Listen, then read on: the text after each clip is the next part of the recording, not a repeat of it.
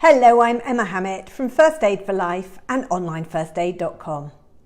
Today I'm going to talk to you about antibiotic resistance and the advent of superbugs. They are saying that the problem has become so acute that we could be killed by minor infections within the next 20 years. And it could return medicine to the Dark Ages. It's a very serious problem. The government has published directives this week aimed to reduce antibiotic use by 15% within the next 5 years to prevent the estimated 10 million deaths every year globally by 2050 from these superbugs. So what's happened is that antibiotics were first introduced in the 1940s and they were hailed as wonder drugs. They were used to treat all sorts of bacterial infection, and it's been over 30 years since there has been a totally new antibiotic introduced. So all the existing antibiotics we have and have had since 1984 have been derived from the original antibiotics that were out there.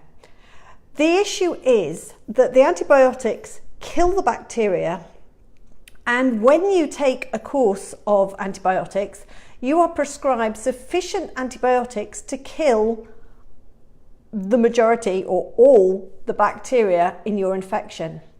If bacteria remain, so if the antibiotic wasn't quite right, or it wasn't strong enough, it wasn't a high enough dose, or you didn't complete the dose, and bugs remain that have been exposed to the antibiotic, they can then have the secret sauce really, and they have the benefit of knowing that they can survive, and then they pass that genetic ability onto future bugs and breed superbugs. So it's when they have been partially exposed to lower levels of antibiotic that you get this resistance. And we've all heard of MRSA, for example. MRSA is just methicillin-resistant Staphylococcus aureus. Now, Staphylococcus aureus is a really common bug in hospitals. And methicillin is one of the penicillin group that is really effective, or used to be really effective, at treating bugs. MRSA is resistant to methicillin and to an awful lot of other antibiotics. It's sometimes called multi-resistant Staphylococcus aureus now, rather than just the methicillin. And so it is now a very difficult bug to treat, which is why people are swabbed when they're going from hospital to hospital, so they're not bringing MRSA into the hospitals. And more bugs are becoming more difficult to treat. So out of all the new the antibiotics that are in existence, every single one of them has some bugs for which it no longer works.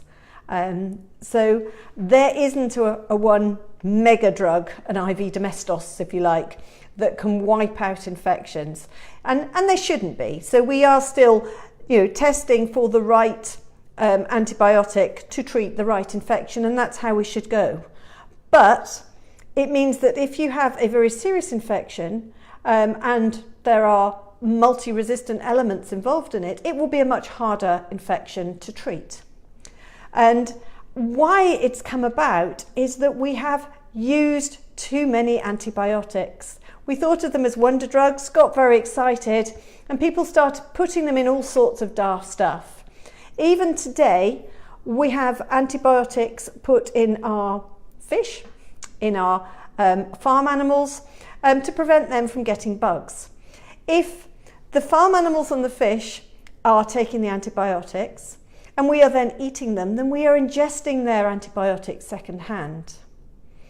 Also, if we're then using the manure from an animal that has taken antibiotics, then if that manure is being used in our fruit and vegetables, we then can be taking in antibiotics through our fruit and vegetables.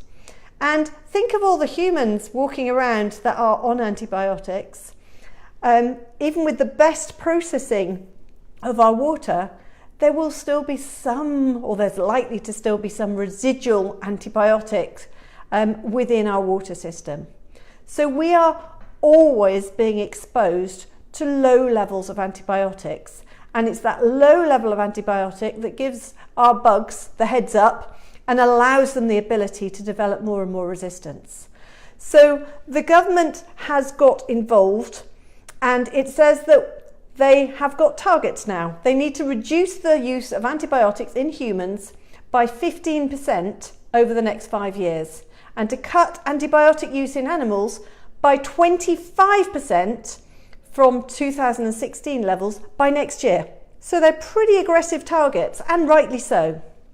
So by 2025, their plans aim to cut the number of drug-resistant infections by 5,000, 10%, and to prevent a minimum of 15,000 patients dying every year from contracting infections in hospital as a result of their healthcare. And Public Health England is also getting involved, and they want to see better information for patients and carers about the inappropriate use of antibiotics, and also they want the general public and health professionals to help people to stop getting infected in the first place. So they're going to be talking about proper hand hygiene, cover your mouth when you cough, and all those sort of basic measures. Wash your hands when you go to the loo, so that we're not getting these bugs in the first place. Now, one of the times when you really, really need antibiotics and you need them to work quickly is if you have sepsis.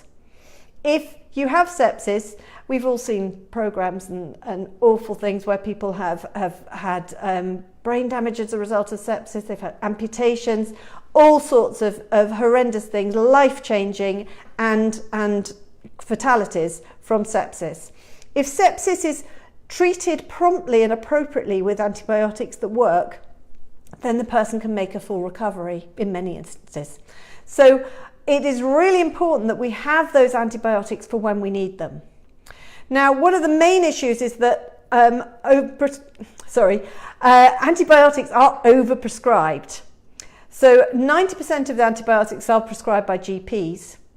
And the issue is that us as patients have the expectation when we go to the doctors that we should be prescribed antibiotics. Antibiotics will not work if we have a viral infection. They will only work if it's a bacterial infection. And very often we can clear those up ourselves as well.